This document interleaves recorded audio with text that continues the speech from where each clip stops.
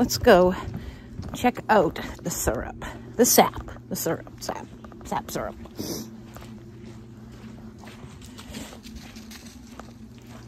I have a feeling it's not going to be high because I got to thinking, oh, is a half, what, a quarter? That's not bad.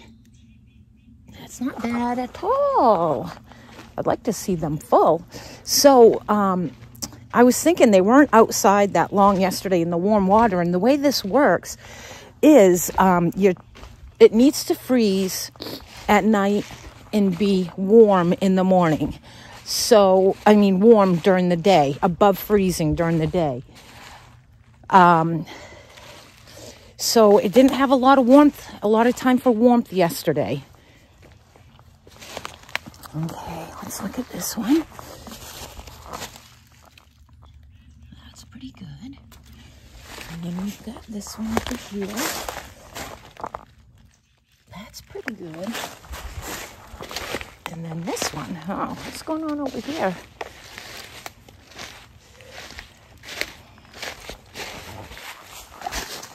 Got a little. That's two different trees. I kind of expected more. But they are kind of strong compared to these bigger ones. Jeez, I wish I had some more buckets and stuff because this is all maple here. Woo! So I think my mom's aide's coming today, so I can come out here and clean up all this mess. But so that's it right now. I'm gonna hold up and maybe wait until afternoon because it's still kind of cold out. Hey everyone. So we're supposed to get rain today and for the next 3 days, which stinks. So I'm just gonna come out here and collect what I have so far for syrup, for sap. I got a clean bucket right here, so I'm just gonna dump this in. I'm hoping I can almost fill a bucket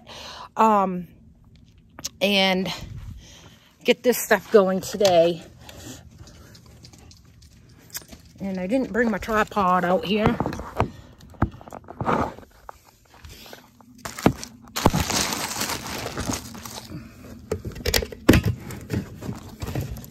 I'm just gonna take the lids off. Ooh, that looks good.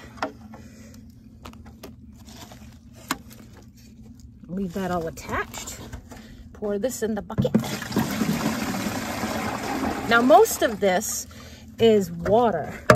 So when you cook down your sap, you're actually cooking the water out of the sap, and that leaves you with maple syrup. Yeah. I've got my dog shock collar thingy on because she decided to go after my neighbor and her dog yesterday when they were walking, and that was the first time I saw her really aggressive towards them, and I can't have that.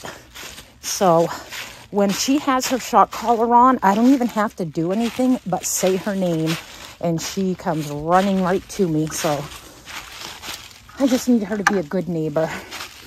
Okay, so I filled the bucket. See all the debris in there? So that's why we strain it. But I filled the bucket. I'm so excited. So this, whoop, I'm tangled in here. This might get me, let's turn this. This might get me like maybe a quart. I don't know. I think that's a 3-gallon bucket. We'll see. We'll see. But I'm so excited. I'll bring you inside and finish this process. Okay, so I have this big pan. I actually said I used a bucket, but I actually used the bucket to go gather. So I have this big pan with a strainer, and then I always forget what the name of this is. It's a thin cloth, but I use this to strain a lot of things, and it's so nice. It's better than cheesecloth because you can wash it, so it works out really good. So this bucket is so full. I'm so excited. So I'm just gonna strain it. God, I hope I don't spill this everywhere. This is heavy.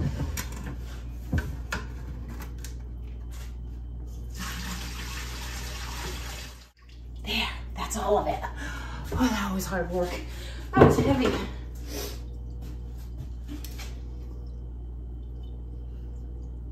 Yep, it just came to the bottom of the strainer. Crazy.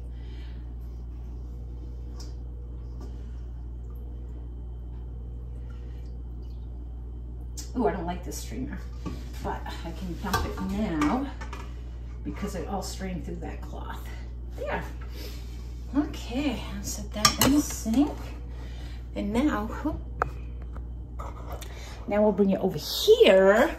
These are chafing pan. This is the bottom part of a chafing pan, so I have 2 of them, and I can cook on both of my burners because it takes a long time. And I have to go and look up because I can't remember how what the temperature needs to be.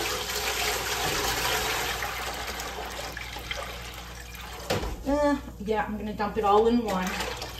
I'm actually gonna switch these around because this is on a, oh shoot, you know, I don't dare to go too high.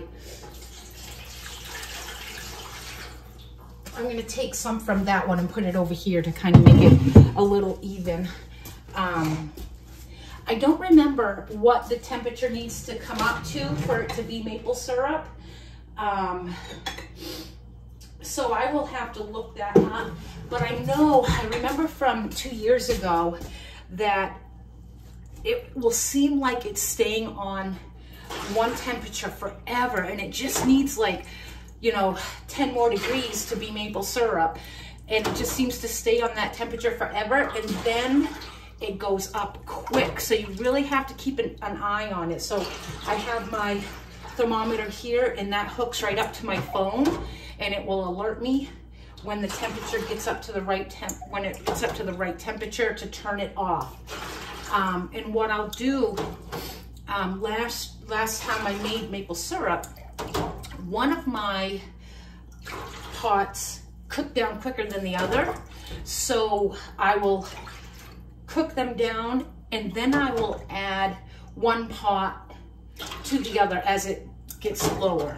So then I'm just cooking in one pot, if that makes sense. And I'll go over that with you later on too. So these are pretty equal.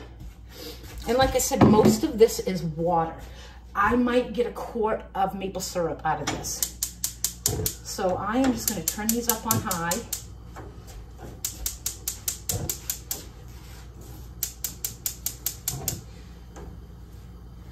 Just double check. Yep, they're all lit, and let the process begin. Yay, I'm so excited about this. Okay, so I wanted to jump on and add that they recommend not doing this indoors because the vapors, the steam is gonna get your cabinets all sticky. I can already, I mean, it's only been maybe 5 minutes and I can already like taste sugar in my mouth. It's really strange. So, I mean, I'll wash down my cabinets after that are nearby. I'll just, you know, do the best I can. But the first year I did this, it really, I didn't have any issues. Maybe if I did a lot more because I got a late start that first year. But I am going to keep this on high, bring it up to a boil, and then I'm going to turn it down to a simmer. I don't want this on high the whole time. And then we'll be back and see what's happening. It's already, you know, starting to come up to a slow boil, so it won't be long before it starts boiling. Yay! Okay, so I have my thermometers right up here. I got one here, and then I have one over there, yeah, hanging from the cabinet so I can see them. They're both up to 185. This has boiled down quite a bit. You can see all the steam coming off. So I am going to combine the both of them. Just to, you know, it'll be less gas I'm using too. Now, this is the scary part for me because I gotta lift this thing up and dump it in there. So the temperature needs to come up to 219 degrees for it to be maple syrup. And I've set my thermometers to 216 just so it's, you know, I have a little bit of time, and you know, so it doesn't overcook. I don't want it to overcook because then it will turn to candy. Now, if I have enough sap and get enough maple syrup, I am definitely making some candy. Maple candy, there is nothing better. So this is actually easier than I thought it would be. It's so funny, I can't get over how quickly this has spread throughout the house. It's like you walk in and you're tasting sugar. It's so weird. So I'll wash that pan off. I don't really want to put that back on the hot stove. So I'm going to turn this up a little bit just to get a little bit of a rolling boil. And you also don't want this rolling too much because it could boil over. But this should, and the reason I use a long pan instead of like that big pot that I put it in is because it's spread out more. So the water's going to evaporate a lot quicker as opposed to being in that big pot. It's going to take a long time. So where it's spread out, it'll evaporate a lot quicker and the process will be a lot quicker too. So this is already starting to come up to a little bit of a boil. I want it to boil. I just don't want it to boil hard. Guys, I wanted to show you, I'm at the point now where are we? So this is bouncing back and forth. I put it on a new setting to 219. 219 is what you want to bring your sap up to in order for it to be done. I had it on 216, but it fluctuates so much, bouncing back and forth between, see, 216, it'll go back down to 214. This is at the point where I told you that it seems to take forever at this stage. And as you can see, this is nowhere near being done. It's not dark. There's a lot in there. There shouldn't be that much in there. So it is going to stay right around this temperature for a very long time until this probably boils down almost to nothing. But this is how it goes. I don't know what time I started this morning. Geez. We have to be at least 4 hours into it. I don't know. But we'll see. We'll be back. So I wanted to come out. Oh, gosh, the hair. I wanted to come out where it's been 4 hours. It's daytime. It warmed up a little bit since morning. And I just wanted to come out and check to see if we've got any sap flowing. Oh, yeah, we got a little bit here. I didn't think we'd get hardly, I mean, that's not a lot right to here. I didn't think we'd get too much. But I was just curious, so I figured I'd bring you along and we'll just check it all out. I did find out that when you tap a tree, you want it to be 10 inches or more in diameter. Nothing in that one. No, those two are pretty empty. And I realized, ouch, this one's pushing it. I don't think that's 10 inches in diameter. Maybe. This one, yeah, it might be. It's got 2, so let's count that. But there's nothing in that one either. So, you know, I did notice the bigger tree. I got more. But hey, lesson learned. Like I said, this is only my 3rd year doing it. And hey, so far, so good. I'll at least have a quart. I'm happy with that. I mean, the stuff is free. It only startup costs if you want to do this. I am guessing around $30, depending on how many trees you want to tap. You could get away with, this is a 3 to 4 week period.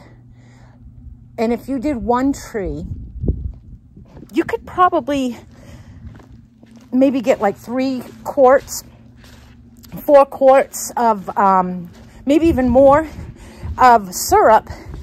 And that might cost you maybe $15, $20 for everything. So, I mean, it's a win-win, and that you only have to buy that once, and then you just reuse it every year. So that's a win-win. So we'll be back. Okay, so I went outside to cut down, to trim up a tree, prune a tree.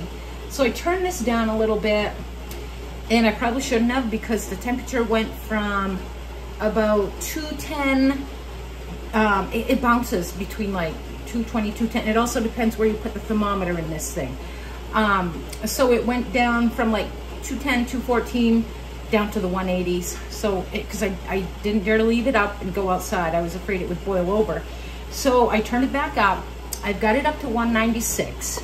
And this is what's left of it. Now, this mark right here, that's where it started, both of them. This is 2 that started here down to this. See this brown stuff in here? You might be able to see it better down there. If I get my hand out of the way, that's sand. So you will strain this again. So what I'm gonna do is I'm gonna put this in a smaller pot. I know it's a process, but oh my gosh, it's so worth it. But do you see how little syrup I'm gonna get from that? I think that's 3-4 gallons. How do I tell? It's 4 1/4 gallons. And this was filled to the top. This was filled to right about here. And it cooked down to this. And that's not, I don't even think I'll get a quart. So I got, it's almost like a double or triple bottom pan. And I'm going to pour syrup in that. I'm making some shrimp scampi for supper, so it smells so heavenly in here. So I'm going to turn this right off. It has a good little film on the top, you know, like syrup does sometimes. Pour that right in there. Okay. It is getting sugary, and then I am going to, what the heck is that? I don't know what that is. Well, it's going to be filtered, whatever it is. I don't know, there's something in the bottom. I did not see that in the pan. I checked the pan out. Do you see right there? Something's funky, really funky in there. It looks like a, I don't know. We got to fish that out just because I'm curious. I don't know if that was, what the heck is that? Oh my God, that's a spaghetti noodle. I guess that pan wasn't as clean as I thought. I think that's a spaghetti noodle. It's an awful. No, that ain't. That's some sort of a stick or something. Isn't that weird? Well, it'll be all right. It's just me eating this anyways. Because remember, I'm not sharing. Not after last 2 years. I only had, I think, 1 jar. But I would say that that's not even, I'm not even gonna get a quart out of that. I don't care. It's just fun being able to do this, make your own stuff, live off the land, you know? So I'm not gonna stop. I'm gonna keep doing it, and I'll keep my house up doing it too. All right, so we'll be back. Okay, so of course this interrupted my supper. It's done. Turn the heat off. Pot holders right here. I'm gonna bring you over here. Oh, and I bet I don't have a quart-sized jar up here. I'm gonna dump it in this bag. Whoop, I turned the wrong one on. This just doesn't look that dark to me, but it smells like syrup. So this is a bag, I got this off Temu. What? Is it Temu or Temu? I think we all found out Super Bowl night what it is. So we are gonna pour this in, and it's straining all the sand out.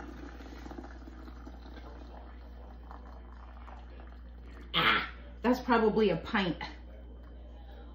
Oh, if you guys could smell this, it smells like heaven.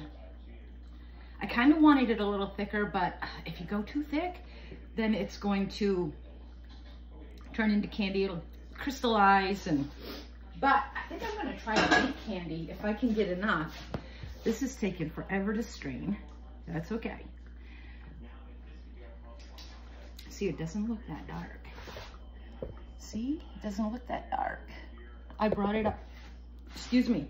So when it came up to 219, I was in the living room eating and feeding my mom, and it beeped once, my alarm did. So I came running out, it was at 217, then it went up to 218, then back to 216, then up to 219, and I'm like, what the heck? I gave it a stir, and it went up to 219, 220, 221, and it stayed there. So I was, happy. I mean, if worst comes to worst, this is just going to be a thin syrup, and who cares? I'll still eat it. It'll taste like syrup. It's like almost really hard to get this perfect.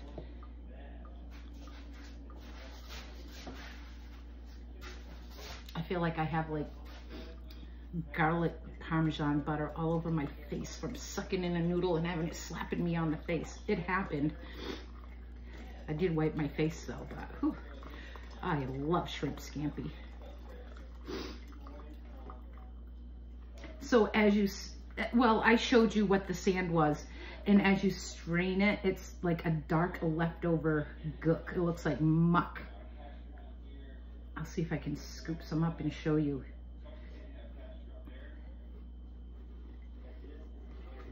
See, it's a thick, ooey, gooey, dark muck. That's the sand left over, so that's why you strain it a second time. A lot of people will use coffee filters. You can do that, it just takes longer to get in there. I actually grabbed one of my kombucha bottles, so I'm gonna put it in that.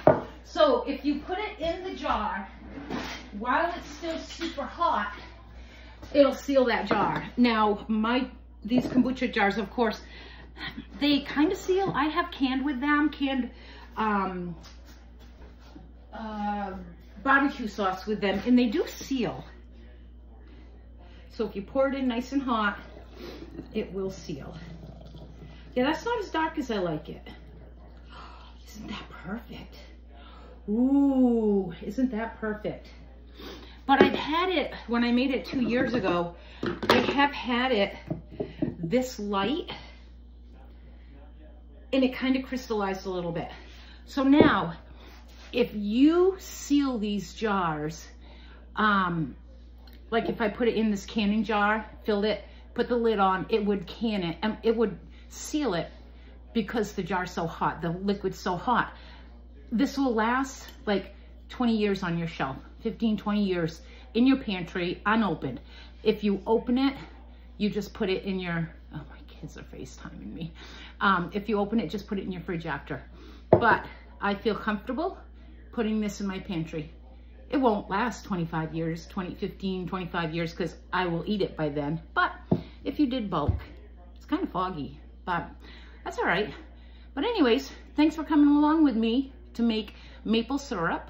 I hope to get a lot more. And I hope you guys try it too. It's so easy to do. It's just a step-by-step process. But it tastes so much better than store-bought. And if you bought like from a farm or something, if you bought homemade maple syrup from a farm, you would spend so much money. So I'm signing off. Thank you for joining me. Don't forget to subscribe to my channel, share my videos, like my videos. I really appreciate it. Have a good night, guys. Okay, so I had to come back on because I was a little concerned about why this is so light in color. So 2 years ago, I was in a Maine maple syrup group on Facebook, and I had so many questions in the group. Well, this guy that lives in Lincoln, Maine, his name is Keith Carpenter. Shout out to you, Keith. He taught me so much about maple syrup and how to do it and everything. I mean, he has like, I want to say, if I remember right, he has like an osmosis or reverse osmosis filter system that you put the sap through after you tap it. That gets out most of the water before you boil it.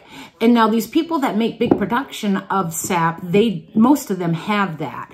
And some people have made those systems and they're quite costly. But anyways, I reached out to Keith because I was like, what did I do wrong? Did I do something wrong? You know, I'm new to this. It's been 2 years.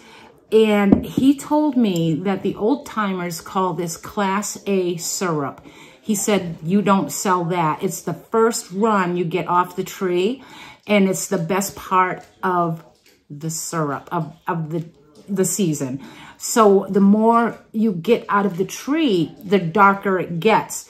So guess what? This isn't going anywhere. This is grade A syrup right here. But I wanted to come back and tell you, in case that happens to you when you do it, this is the prime. Don't get rid of it. And it does have like a different, I remember when my dad used to tap the trees, it had a really different taste to it. And I wonder if this is going to have that different flavor. But I just want to come back on and tell you that. And thank you so much, Keith, for all your help and guidance through my maple syrup process. So don't forget to like my channel, subscribe to my channel, like my videos, and share me with all your friends. I promise I'm done. Have a good night, guys. Bye-bye.